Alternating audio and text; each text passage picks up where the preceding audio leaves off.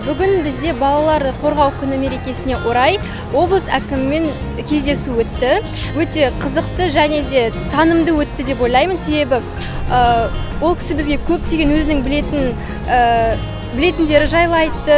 Біз көптеген білмегендерімізді өзімізге қостық, бір-бірімізді жақсырақ таныдық.